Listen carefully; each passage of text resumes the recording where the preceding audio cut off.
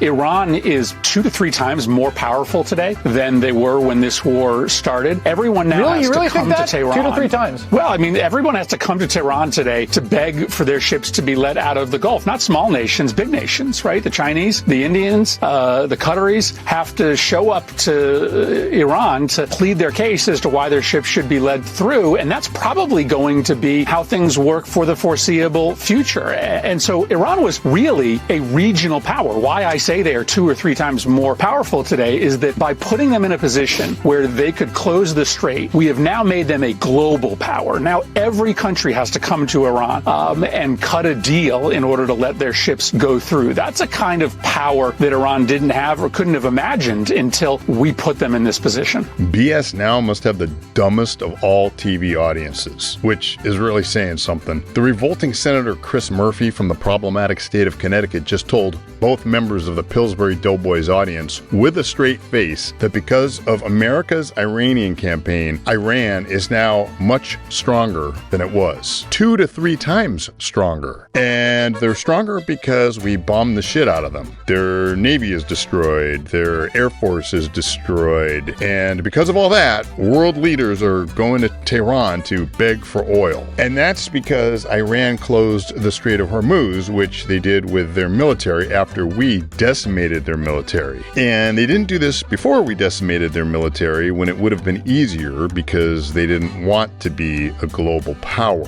The global power that they are now thanks to the United States. I'm so damn confused. Notice the host seemed shocked when Murphy made the claim, but then he checked himself because he's a propagandist, not a news anchor. You really can't hate the mainstream media enough.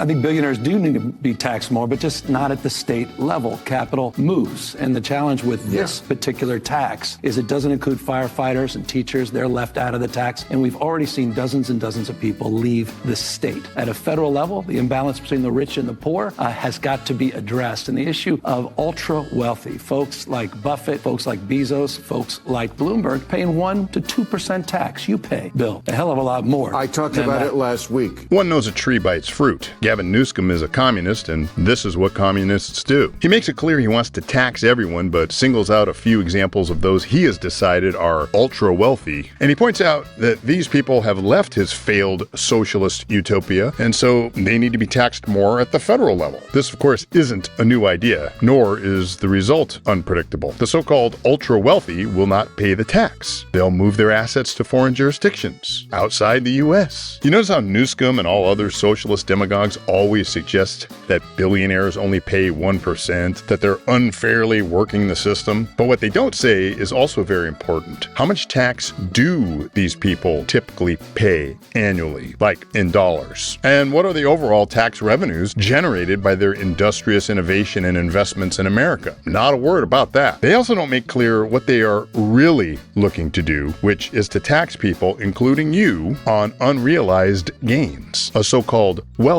tax. tax. Did the stock in Tesla that you bought 5 years ago go up in value? Great. Gavin Newsom and his commie pirates want to tax your gains. But wait, you haven't sold the stock yet. It could go down. You haven't made any money, really, because you haven't sold it yet. Doesn't matter. Uncle Scam wants his cut. But never mind all that. Gavin and company are going to have you so resentful of the people who create the things you use every day, you won't be able to think clearly enough to vote Republican. And that's the idea.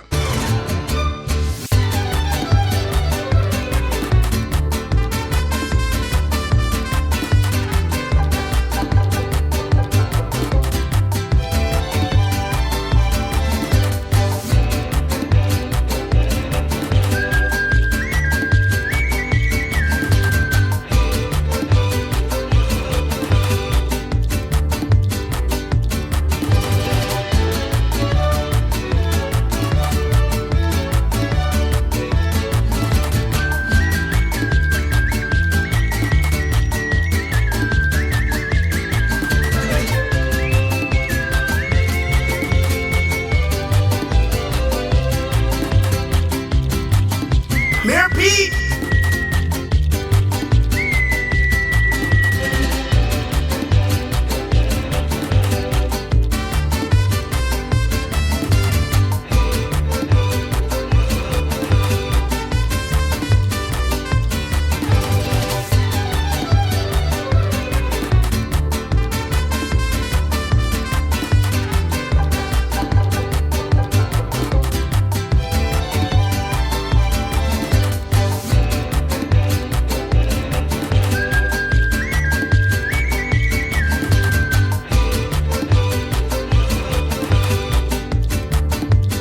Boy, that last one applies to a lot of people, doesn't it? And really to anyone who was an angry liberal before Trump became a political figure. It sheds light on why pretty much all of the political violence in this country involves bullets flying from left to right. The typical conservative doesn't spend a lot of time thinking about politicians. That's because we're too busy living our lives. Family and careers, when taken seriously, consume most of a person's life. Add regular attendance at a house of worship, exercise, and some healthy hobbies, and you'll likely be too busy and too happy to let idiots like Gavin Newsom ruin your life. That's why you didn't see conservatives melting down like snowflakes when Joe Biden got elected. Life goes on, for those who have one. But when life sucks, you may find it comforting to have someone to blame. And blaming Donald Trump is a lot easier than looking inward and realizing that the time to grow up is long since past, and you never did. Talk to you later. Iran is 2 to 3 times more powerful today than they were when this war started. Bruh.